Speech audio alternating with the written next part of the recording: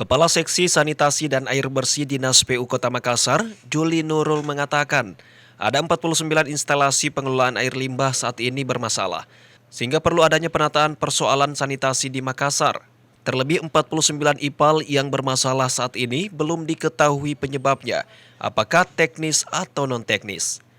Terkait hal itu, PU bersama UPTD IPAL akan mengatasi IPAL yang bermasalah dengan treatment atau tindakan, termasuk melihat daerah yang belum tersentuh penanganan sanitasi dan standar dari program nasional.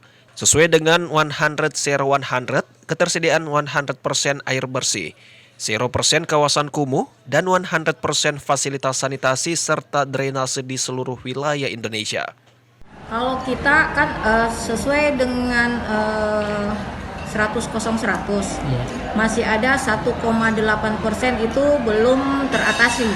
Nah, kita ini meminta data satu ke UPTD PAL, yang kedua ke Dinas Kesehatan.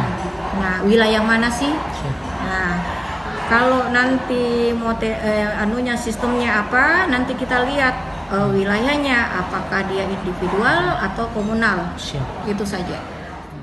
Berdasarkan IPAL yang bermasalah, ada 15 IPAL baru yang dibangun pada 2018 lalu. 15 IPAL diharapkan dapat terkelola dengan baik sehingga tidak bermasalah dengan IPAL lainnya. Musdalifah Lestari Rauf, Fajar TV dan Fajar Radio melaporkan.